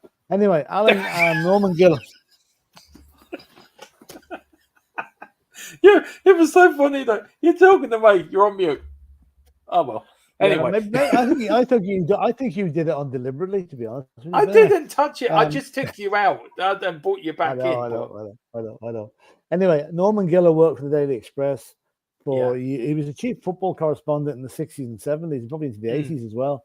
He's 83 now, and he's written loads of books about sport, including Muhammad Ali as well. But his big thing was he was a huge Spurs fan all his life, but he could never show that during his football writing. He had to be very impartial, you know. But he used to be the wingman for Jimmy Greaves and Alan Gilzin's legendary boozing sessions. So we want him to dish the dirt when he comes on. What actually happened on those nights out, you know? But he's a very knowledgeable fella, Norman Gillan. He loves Spurs with a passion, and he's a very moderate sort of a guy, but great fun. So we'll get him on now. We'll have a bit of crack with him, and that'll be hopefully probably during September, I would say.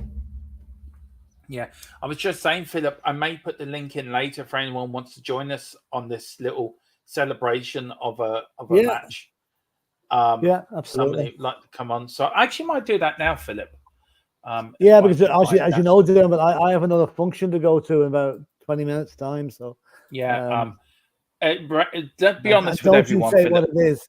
Oh, here we go. It is the Freddie Mercury. Tonight is for one night only.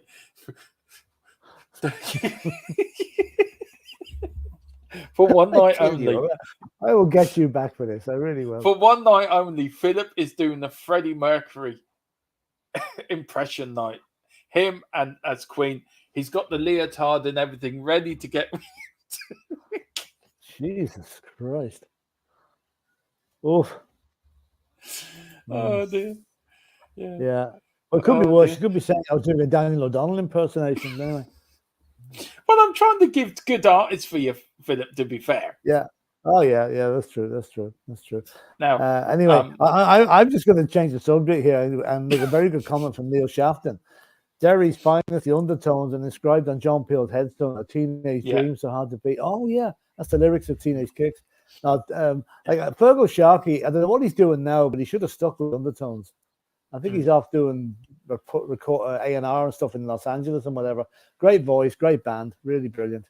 Saw them in the Golden Grill in Letterkenny in 1977 before Teenage Kicks became a hit. There's old Keith there. Andrew Gregg says, "Is it the Tom Duke?" No, it's not. It's the Freddie Mercury act tonight. Don't you start, Andrew. Right. He's going to do all the hits of Under Pressure and Radio Gaga and all the 70s and 80-year-olds. How to get rid of your co-commentator? Oh God, hang on. I'll have to decline them. poor old Dave's been trying to get hold of each other. We keep missing each other. Anyway, what? Yeah. What's wrong? Okay. That's the link if you want to join us. If you want to join us tonight, as Philip is going to go off and, hoodwink round the famous people around Leitrim and sign a few autographs for the 70s and 80-year-olds there and do what he does on a Wednesday night and sing a few of the hits like either It's Not Unusual or Radio Gaga, Tie Your Mother Danny, go back to the 70s. Seven Seas of Rye, he could start singing. Who knows? But if you do, that's the link there. So come on. You can come on with your camera or without your camera. Just keep it respectful. Just keep to the match. So no going off on. Oh, link. No Arsenal fans, in other words. No, hang on. Well, we've got a surprise guest coming on, I think. Yeah. No, I just linked you up, Dave. There you go. I sent it down Bosby. That was the thing back in the 80s, wasn't it, Philip? Busby. Busby is right. Yeah, yeah. Yeah. I'm just watching the final of the 1500 meters here. And the Britain fella and Inga Brits. Oh, the Brits got it. Inga Britson's been beaten. My God, that's amazing. We're recording it all. We're actually recording it all. Inga Britson, Tom Kerr beat him. My God, that's a big shock. Neil Shafton says bring his cats. Andrew Gregory, I love you. I love you for the comments you're going to put in there. You are rarely like my comedian writer. Right. Is Philip wearing the dress for what I want to break free like Freddie? No, I lent it to Dermot. Nah, Philip, you didn't. Just admit it. Just admit it. Shucks. My secret's out. Yeah. Oh well. It was nice while it lasted. I have to say in that video, right? Who's the oh God, I'm gonna kill myself. Roger Taylor. Roger Taylor. I actually, when I was young, I thought that was a woman. Actually, he looks very much like a woman in that video. Yeah, yeah. He does. Hello, we've got royalty here. We've got royalty. Here comes the missing link. Yeah, this is the other way me and Dave can talk to each other. We keep missing each other all day, so we decided to. I was up Wicklow today, lad. Dave, yeah, not too bad. I was up Wicklow today, hiking with the owl lad up. Do you know Turlock Hill, Philip? You might know it. You're from Dublin. In Wicklow. No, don't do it. No, Dave. No, don't actually. I was up there today in the piss and rain and all. It was enjoyable though. But no, I just wanted to come on, and spend a few minutes with you guys on such a momentous day for you. So congratulations. What is it, 2 years, Dermo? Yeah, 2 years. 2 years today, actually, started the channel. And we were just saying, me and Philip, that we doubled our viewership for that. We've doubled what we did last year so far this year, haven't we, Philip? It's great. And it's thanks to you, Dave, for giving me the confidence to do this. It started off on your channel, coming onto your fan show, and you saying to me, "Oh, Dermo, you can do that." Don't think so, Dave. That's where it started. You're to blame. You're to blame, Dave. You're to blame. No, look, it's you guys that you put the work in, right? You see what me and Jack go through on a daily basis, how hard it is, and I take no credit whatsoever. You guys are the ones that put the work in, and that's why everything's doubling for you. So long may it continue. And look, you're two great lads as well. So I just wanted to come on really and just say a massive congratulations to you two and keep it up. Thank you, thank you so much. Very much. It means a lot. Appreciated. Where are we up to? Have we read that one then? About you wearing the dress like Freddie Mercury, Philip. David, you see what I have to put up with here? This is what I get now. I love it though. Do you know what, Philip? You want to be careful because you might see the likes of Neil Shafton, Andrew Sakawa, Neil Shafton, and all the likes. We might end up turning up at Darky Kelly's and watching you smash the living daylights out of the drums. Yeah, well, Hot God was there last week now, so he's seen what goes on. If you'd been there last night, it would have been good. Yeah, he was in over last week. Is he Irish? Hot God? No, he was over from. He lives in. He lives near Mia, I think, somewhere down there. He's in London somewhere. Oh, or where Mia used to live. No, he's over with his two kids and his wife. So I met up with him in the pub last week. Yeah, it was good. Very nice of him to come up. Now, it really was. Yeah, and we had a pint together, and it was good. Enjoyed it.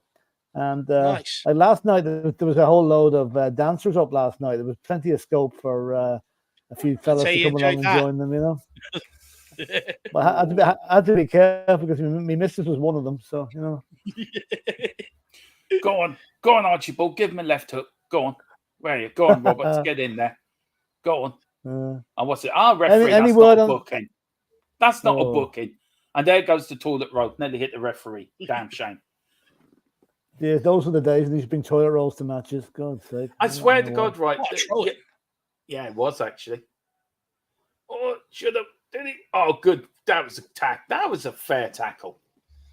I don't know. Yeah, I don't know.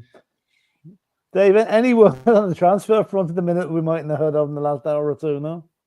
No, not that I've seen, Philip. Look, it's... we can see all these links and rumors we want. The reality is, unless they're under 21 or under, we can't bring them in right now because we won't be able to register them. So, for me, I just... Until players... Yeah, Orban's Gotta be still being Orban. linked. Let's wait and see. Well, he's 21, isn't he? So I don't think we'll have to No, I register think he's him if we bring okay. him in. I think he's okay. He's okay. He doesn't have to be registered. You get away with it. Yeah. I tell you what, I was just thinking, Brennan guys, Johnson, actually. Brennan Johnson's been linked. No, Yeah, thank you. right. No, thank you. Please, he can stay where he is. Yeah. I was just thinking there, guys, Tony Galvin, Chrissy Houghton, 2 great Irish players. Yeah, You know? that's right. That's right. Yeah, there were. You see a recent picture of Tony Galvin? He's put on so much weight. You know, it shows you the way some players go after they finished. There was another one. I think the worst I've ever seen is the Everton goalkeeper. What do you call him? Oh, Neville Southall. Neville Southall. Yeah, God, he really has put it on. So it's the lack of training that we still used to. Do you know what? Like when I was playing sports and growing up, and I was in academies and stuff, I was disciplined as good as anybody. But you know, when you no longer do it, you sort of, you know, you can enjoy the finer things in life that you didn't necessarily get to enjoy when you were younger, you know. And then once you get the taste for it, you know, sometimes you tend on doubling down and getting more than what you should, you know. Yeah. Easy done. So it is. We've got a few here, Philip.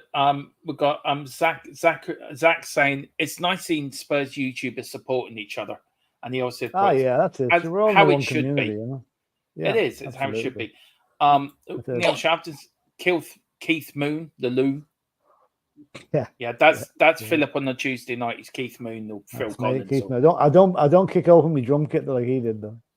Philip turns into the edge. Yeah. I've seen you, Philip. I've seen you kick over your drum kit now and again, especially when it comes to pink M&Ms. Yeah, well, true. Only if it's in the vicinity when Spurs lose a match, you know. Yeah. Do you know what though, Philip? I love how much activities you've got going on for a man of your age, because you know, like I grew up on a housing estate, right? And you know, a lot of it was fairly old people, and they didn't seem to do much. But you know, you're out doing bingo. You know, you're out there. Out there playing music. You go to Ireland games. You go to Spurs games. Fair play to you, my man. I hope I'm that active when I'm your age. Well, I'm off to Donegal next week in the camper van for a week. So and you're driving camper vans. Jesus Christ. Yeah. Well, we have a half share. We have a half share in one. So we need to do a show called Philip's Got Talent. Yeah. I'm telling you, Dave. You know myself. You know he is the Minister for Tourism and Foreign Affairs for the Irish government. You know he is, and he just won't admit it. He's Micheál Martin's right-hand man. No! Oh, you. Oh no! Oh no! We're gonna lose. Oh, we're gonna lose the final now. Oh Jesus! Despair. Oh no! Shocking. Yeah. Good goal though. It was a good goal, actually. Yeah. If you were boot pass, look at that. Yeah. If you were actually being critical there of the Spurs defense, who would you blame for that goal? Eric Dyer. I'd say maybe Gary Mabbutt had a very half-hearted attempt to block the pass. But after that, I mean, that was such a good pass. All he had to do was didn't have to break his stride. He just kept going, you know. It was a good goal. I think at that stage, we all thought, here we go. Yeah, I was more suspecting of an Alan Hansen type criticism there. You know, like a really good. What would he say? He would like. Do you remember Alan Hansen on Match of the Day years ago? Yeah. When he used to be so critical of the defenders, it was bloody hilariously funny. Yeah, well, he was a defender, I suppose. Yeah, there's Tony Galvin. What a great player he was. I love watching the old White Hart Lane. Yeah. Hold on, somebody coming in. I'm back in a second, lads. I'm back in a second. Okay. It's nice to see the old White Hart Lane Dermo, isn't it? It is, Dave. And look, I love showing these. I love showing these old games because I love. It brings back memories for me. I was 7 when this game was on. And a little 7-year-old Spurs fan, you know, just so excited. Tottenham are in Europe. We've been so successful in the early 80s. And there's my idol, Graham Roberts. Mickey Hazard, my all-time hero, playing in this game. But as Philip said, we had no Steve Perriman suspended. Glenn Hoddle was injured. Ray Clements was injured. Yeah. You know, we didn't really have a full strength team for this final. As old Steve Archibald. She's gone are the days where you get a two-legged final, right, and you can win it at home. Yeah, which we have done. Yeah. I wonder if your dad will remember all of this. I does, lad. He you know, I've heard so many people recount memories over this game and stuff like that. My old lad remembers it all right for sure, lad. I wonder if he was there. He doesn't call Graham Roberts Graham Roberts. He calls him captain still to this day. Yeah, I would agree with your right fellow of that. He is captain. Would you say that Philip? Well, I mean, he's probably the most charismatic captain we've had since Dave Mackay, nearly. So yeah, I would agree. I think I tell you, what would you give for Graham Roberts in the team now? You know? Oh, please! I tell you what, I feel sorry for Steve Perriman missing this match. Actually, yeah, that's harsh. I wonder, did they get a medal? Yeah, he did. He did because he was part of the final squad. Yeah. Medals are based on so many appearances over the competition, aren't they? Well, not in the that's the league, but the UEFA Cup. If you were within because it was a two-legged final, if you played in the first match, you guaranteed yourself a medal. Look at this! Tony. What's that? Vincent Janssen reincarnated. Yeah, it's Derek Dyer. But do you know the thing about medals? You remember the England World Cup team, the one in '66? None of the squad members got medals for years afterwards. It was only the 11 at the start of the match. They had to fight. Jimmy Greaves only got his World Cup medal, well, I don't know, 1990 or something like that. It was way after this thing happened. It was. I tell you one thing. For me, the man of the match here at the moment for Tottenham is Mickey Hansard or Graham Roberts for me. Yeah. I think. Oh, look at that! Look at that! Oh, leave it! Don't touch it! Oh, you clown! Offside. Yeah, that was the old rules of offside. Yeah. Andrew Gregory here. Can you imagine Graham Roberts and Romero together in the defense? Two red cards watching WWE SmackDown. Yeah. That's right. My friend, who was the tour photographer for the Jam in '82, does the camper thing. He's a Geordie, a friend of Rick Buckler, the drummer from the Jam. All right, okay, yeah. Oh, yeah, the old band. We haven't taken it out. It's the first time we're really out in it this year, so looking forward to it. Do you know what, Philip? Do you know what? I feel for Dave and fans like Dave's era that they didn't get to witness what we witnessed, like for me growing up and like you watching it over the years as well, Philip. Yeah, well, that's true. Yeah. But let's hope now that they get the reward now in the next couple of years. Yeah, because it's there's so many fans out there that haven't seen the trophy. You know, it's really hard to take.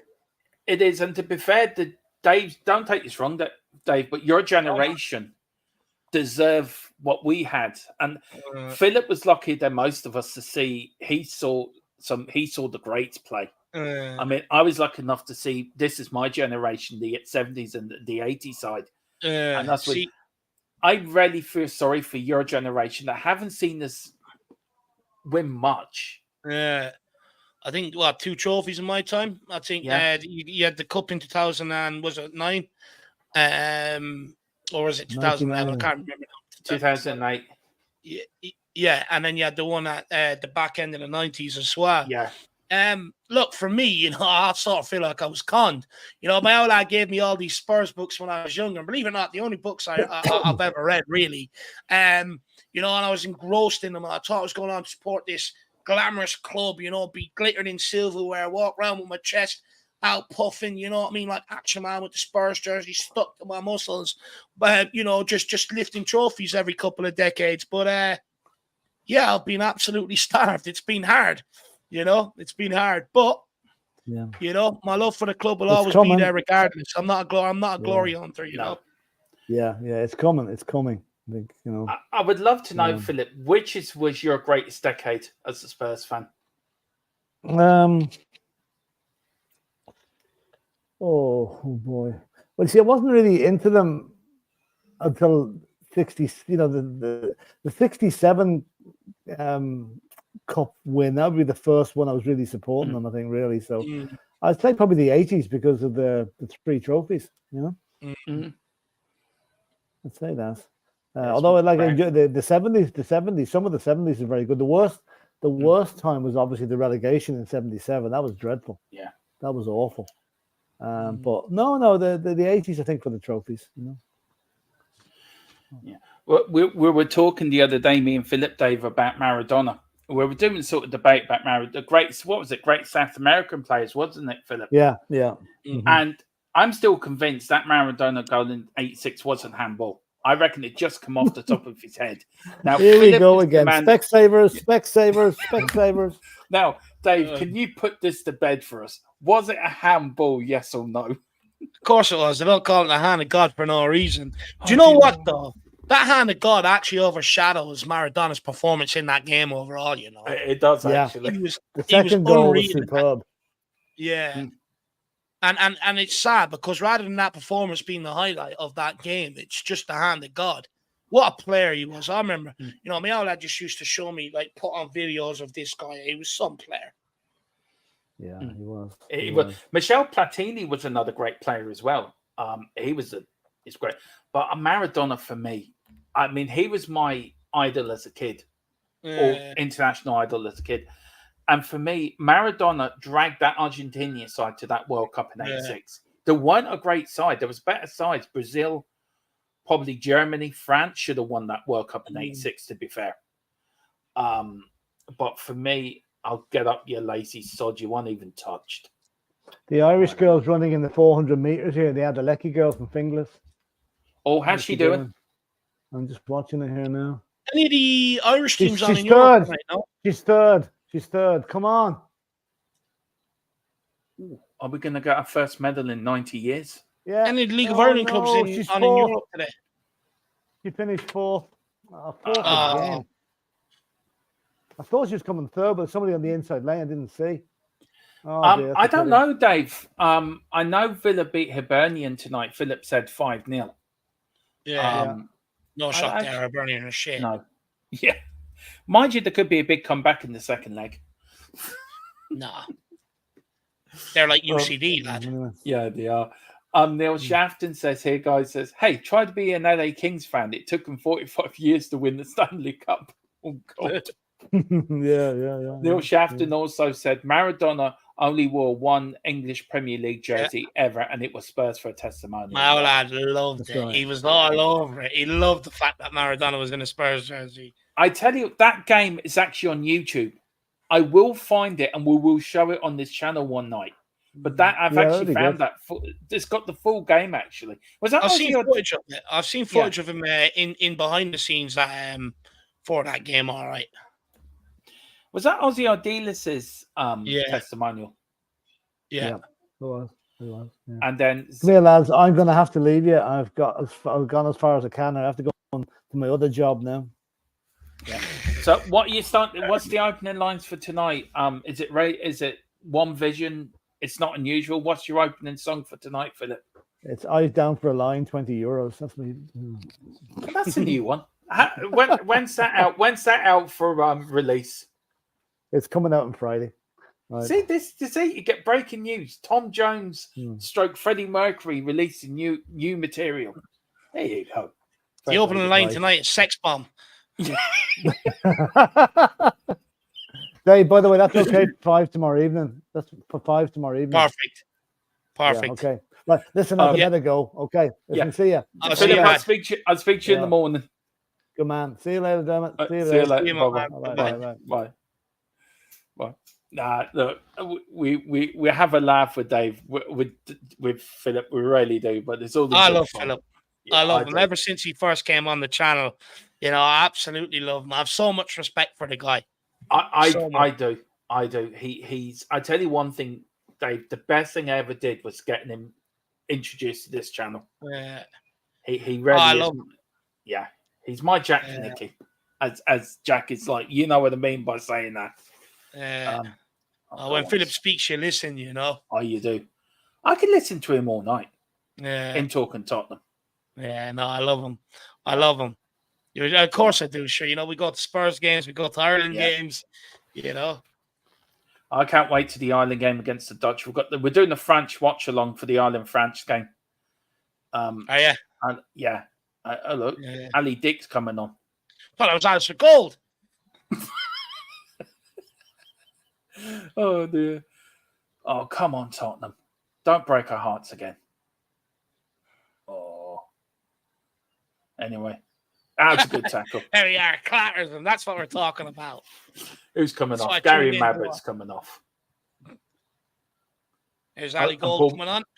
Yeah. Paul Miller's just got a yellow card. Referees couldn't help but get airtime back then as well. I see. Look at that. Yeah. Yeah. Straight arm. Pulls it Let's for the see this sky tackle. cameras. Oh, that's what we're talking about. That's what we need. Yeah. I tell you what, Dave, they should put this in front of the current Tottenham side, right? Watch this. This is how we want you to play. Look at Graham Roberts going up to your man, finger in his face. That's where it should be. Oh. It was when football was you could actually tackle in football. Yeah. There's a young Gary Mabbitt. There's Ali Dick, or Ali Gold, as Dave's now christened him. Coming on, lads. Yeah, huh? I'm coming on, lads, for an interview. Who wants an interview here? Yeah. Oh, I won't be staying on for too much longer myself, Dermo. I'll be going. I need to go and get dinner and stuff like that. I just wanted to come on. Congratulations! I know. Spend some time with you on your achievement. Even. I think do you know what, Dave? I actually thought about it this morning. I was driving back from Gorey and I was thinking 2 years, how much, if it wasn't for the pandemic, I wouldn't be doing this. Yeah. And we always say the pandemic was awful, and it was awful. A lot of people lost loved ones and it was a tough time for many people. But we found this, it helped with our mental health and it found us a new community and the community grew from it. Yeah. But yeah, I mean, I love doing this. I mean, I love doing the channel.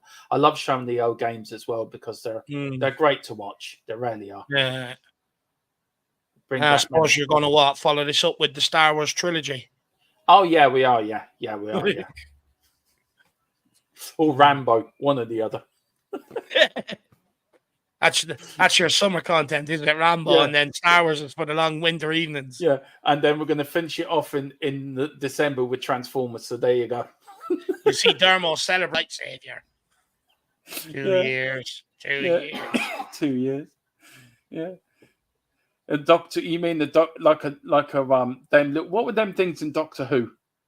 I don't know that. I hate them sort of programs. Oh, go on. Wow. Oh, yeah. I'm not into any of them sci-fi stuff or does my nothing. Yeah, I was going to ask you, Dave, right? If you could pick 3 players from the 80s, who would you pick for the current Tottenham side? Oh, Jesus, Dermo. Len Hoddle for sure. Yeah. Gascoigne side in the late 80s, so I'll take him as well. Let me think of a striker. Let me go with a striker. Graham Roberts. No, I'll take Graham Roberts as well. Yeah, I would. For a striker, I'd take Steve Archibald. Midfielder, I would take Glenn Hoddle, and defender Graham Roberts. And his Archibald and Crooks. What partnership? We've got Jack the Lad saying, "What's your thoughts on David? Please answer." Yeah, I'm here. I'm fantastic, my man. No, I think Jonathan David. Yeah, I know. Yeah, that's the guy. That's what. Where did he move to? Chelsea City? Yeah, I think he did. I haven't seen any of the news actually this evening. So, yeah, look, he's potential to do very well there. It's about time. He had to take that next step in his career, but it's a big step up. Let's see what happens. Yeah, look, I tell you one thing. Chelsea, for me, have just absolutely. I think they've polluted the transfer market for me. If here comes the man himself. Here comes little Ozzy. There's little Ozzy. Go on, Ozzy. Look at him. Brilliant player. Hilarious as a manager. All out football. Yeah. It was great to watch, though. I remember going to White Hart Lane in them days and not knowing if we're going to win 5-4 or lose 5-4. Yeah. It was fun. Oh, come on, Tottenham. Come on, Spurs. Let's get this. Come on, guys. I tell you one thing. Look at this now. It makes you think. Half or second half. Second half. This goes to extra time and penalties. It does, yeah. It goes to, yeah. You're in for a long evening, Dermo. It is, yeah. I know, but look, it's our way of saying thank you to our followers, to our subscribers and members, and just give them something back for what they give to us. So, well, I'm going to go and have dinner, but before I do, someone like Neil Shafton, you've got Zach, you know, get on here. Andrew, Gregory, get on here. You don't have to turn your cameras on, but come on and keep the Dermatron company. Yeah, I think if they want to come on, they can. If not, I'll just rabbit on about the good old days, and the pictures are there. So I must admit, I wish I could do the commentary because Brian Clough was co-commentator for this game, and he was absolutely hilariously funny. He really was, because Anderlecht played Forest in the semi-final, and Anderlecht bribed the ref in the second leg. So Forest lost out 3-0, which they shouldn't have done. Yeah. So he was a bit of a bitter manager doing the co-commentary on this game. But Dave, do you want to give people where they can find you and where they can find you and Jack? Look, please? it's not about that tonight, Dermo. I just wanted to come on, my man, and just, you know, again, just congratulations. You put incredible work into the channel. You know, you, Mia, Philip, Ellie, you know, you've all done great work here, and I just wanted to come on, just, you know, spend a couple of minutes with you on a momentous occasion for you before I go and fatten myself up for the winter, Dermo, and have some dinner. Yeah, well, I'm going to have my dinner after this. So yeah, Dave, thanks for coming on. Oh, Nelly. Yeah, thanks for coming on, Dave. But if you do want to see more on Dave and like what he has to say, do get over to the Irish Hotspur. Him and Jack Kanicki, they are the mothership to this channel. They are great lads, and pick up your memberships. Help them lads on the way to 15k. I think they're nearly at 12k, on the way to 12k. But do get your memberships there so you can go on to the fan shows to do them every Monday. And they let Spurs fans talk about Tottenham. And they've always have done. It's a great channel. So if you're not subscribed over there, please do so. Get over there and hit that subscribe button on the Irish Hotspur, because it is one of the best. It is the best channel apart from this one on YouTube. I appreciate that, Sean. You're too kind, my man. You're too kind. No, you're grand, Dave. You're grand. You're grand. Listen, you go and have your dinner. I'm absolutely knackered after that hiking today, lad. Yeah. You go and have your dinner, sir. Listen, I'll give you a bell tomorrow, and we'll have a catch up tomorrow. Yeah, for sure, lad. All right. Sure. Cheers, Dave. Right, see you, Dermo. Have a good evening, my man. Enjoy this, and same to you, chat out there. Have a good evening. Enjoy the rest of the watch along here, and come on, you Spurs. That's it. See you later, Dave. Good one. See you, Dermo. Take care. See you later, Dave. Bye-bye. There is the legend himself, Mr. Dave Harris. Oh, come on, me own now. They've all left me. We all know Philip's gone off to do his Tom Jones, Freddie Mercury impression, and Dave's gone off to have some nice steak and chips, I think. So, anyway, we're still 1-0 down. Can we win? Oh, look at that tackle. That's a tackle and a half. Come on, Spurs. Go on, give him the ball back. No, that's it. I want the ball. Thank you. That's it. Here's Roberts. What's Roberts going to do now? Mickey Hazard. Go on, Ozzy's on. Go on, give it to Ozzy. There's Ali Dick.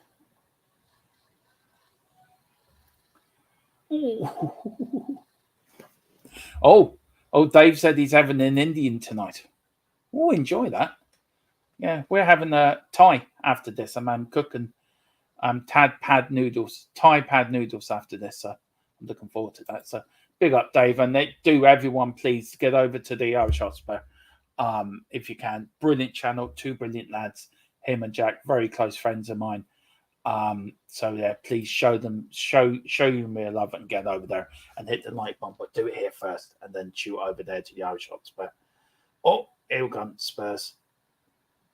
Well, we're coming up now to the 80th minute now. Oh, offside. Oh, Archibald. Oh, what a save. What a save from the keeper. Hello. Who we got coming on now? Hello, young man. How are you, sir? Hello. Fine. Hello, young man. How are you, Hello, I can hear myself.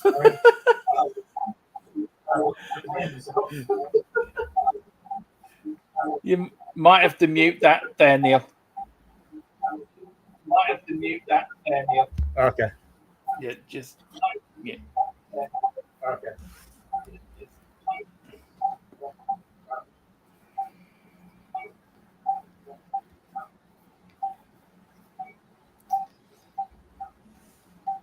What's your memories of this game, Neil?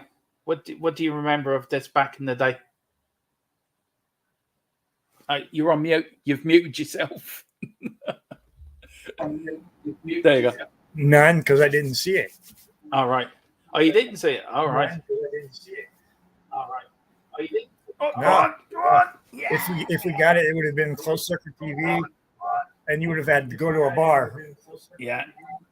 There, we just got the equaliser, Graham Roberts there. What a goal.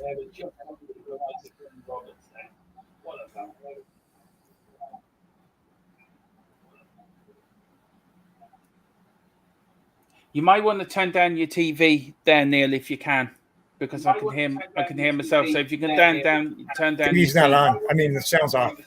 All right. TV's not on. I mean, the sound's off.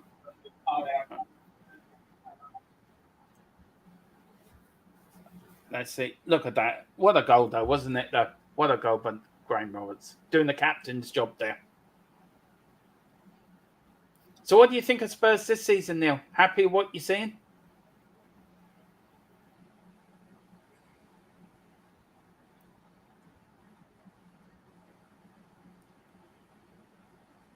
I just can't get over those shorts. Yeah. Oh, dude. They are funny. Oh, dear. Go on. Go on, Spurs. Let's do this.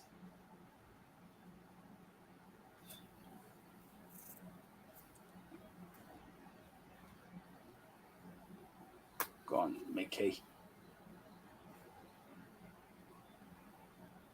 Yeah, if anyone else wants to join me and Neil, the link is there. So pop on if you want to come on and talk about Tottenham and what your thoughts on the new season under Ange and what your thoughts are about the current this game here in particular.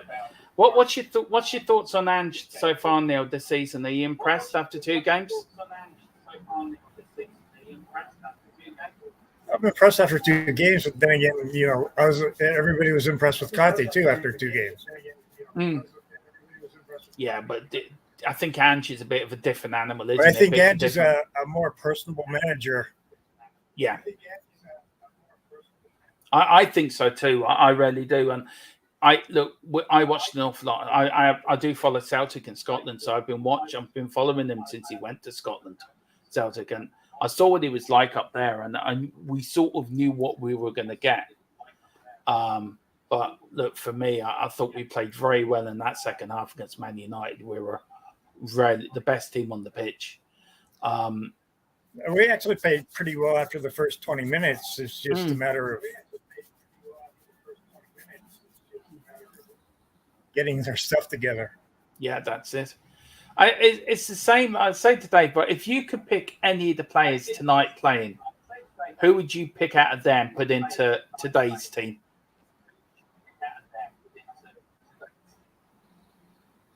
In today's team? Yeah, if you could pick one player out of this 84 side. I don't think there's any that are tough enough to be in this game. No. But would you think the likes of Graham Roberts would do well in today's game? Would you think he'd be sent off after 5 minutes?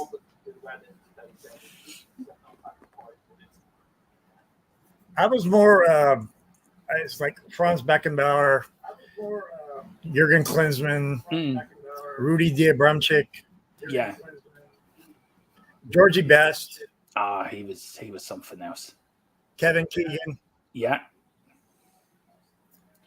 A very underrated player, Kevin Keegan, actually. He was great in the 70s.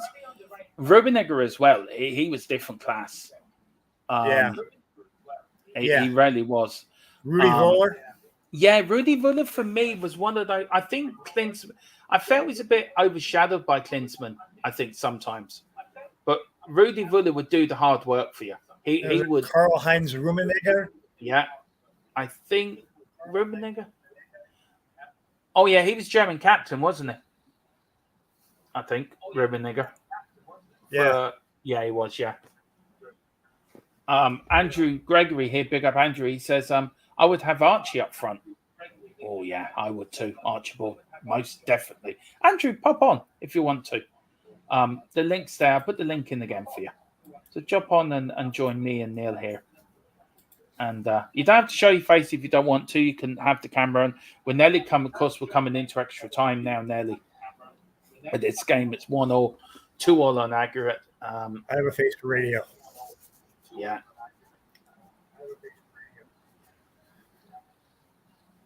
Yes. I tell you, what have you thought of the game, though, Neil? Have you been impressed how Spurs have played tonight, or?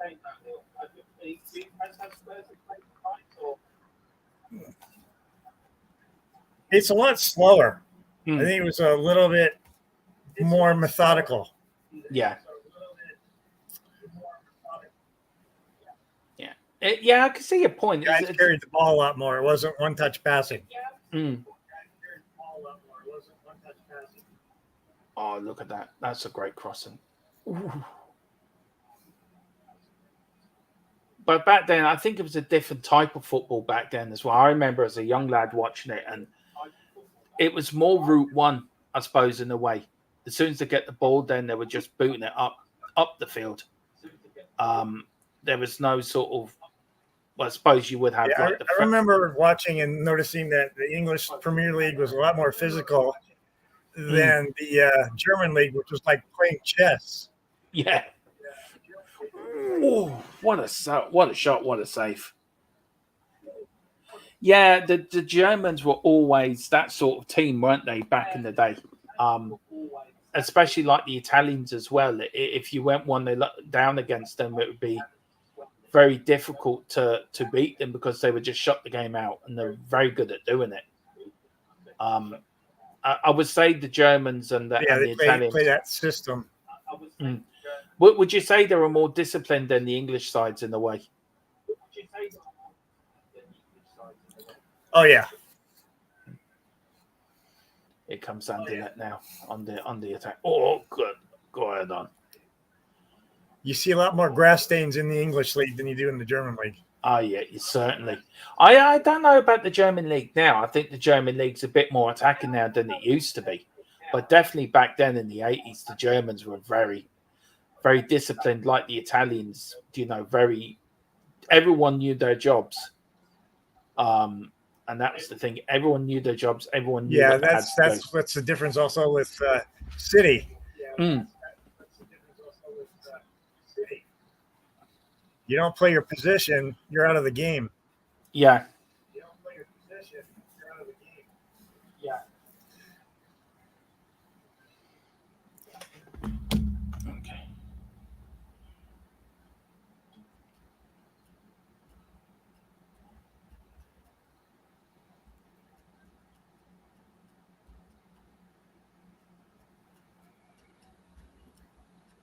So back then, was extra time and then penalty kicks like normal? Yeah, it was around then, yeah. And this is the start of extra time now.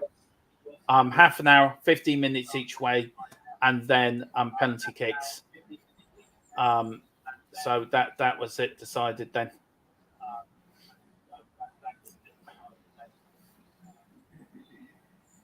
I'll just be back in 1 minute, Neil. Just back down 1 minute. Sorry.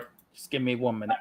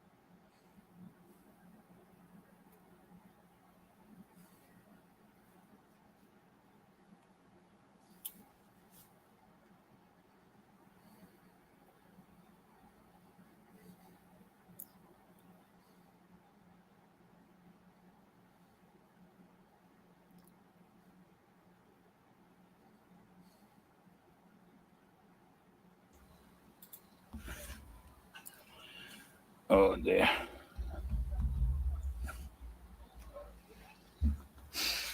Oh dear. Goalie just had a Hugo moment. Yeah, I just saw that. Oh dear. There's the referee, of course, from West Germany back then. It wasn't just Germany, it was West Germany. It was a bit. There's Tony Galvin. Great player. Yeah, West Germany. That's right. Yeah. Not the DDR. Yeah, that's it.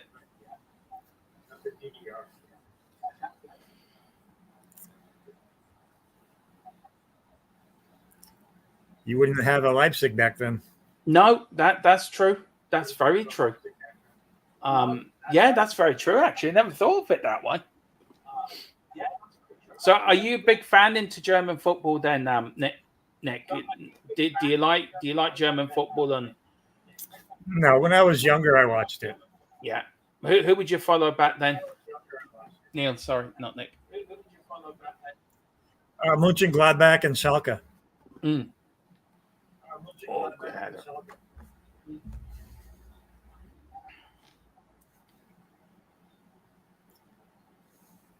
Oh, at half time there. Referee waving. Oh,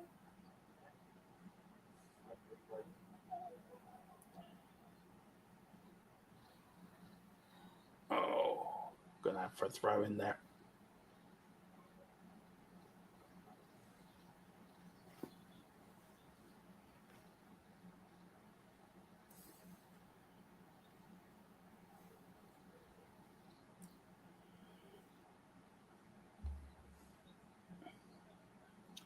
Here comes Spurs on the attack now. Can they find a winner? And of course, we all know that they won a penalties, but they had the chances in this extra time to actually win the game. Both sides did really, but you know it's amazing that it's over 40 years since we last won a European trophy, and that's for a size of Tottenham. That should not be that. We should have won one since then. It really is just. I think we've been so unlucky with managers or players, and teams just haven't gelled. Oh, header in. Oh, miskicked. Oh. Well, it's kind of you have to have instant gratification, otherwise you're not going to last. No, that's true. That is so very, very true. Here comes Ozzy. What can Ozzy do? Oh, look at that lovely little. Go on, Ozzy. You don't have managers with tenure anymore. You don't have the Arsene Wengers and the Fergies anymore. No. Even David Moyes. Yeah, exactly. Absolutely hit the nail on the head there. Absolutely.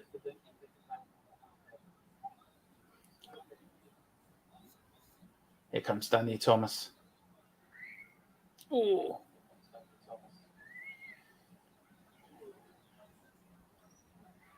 Ooh.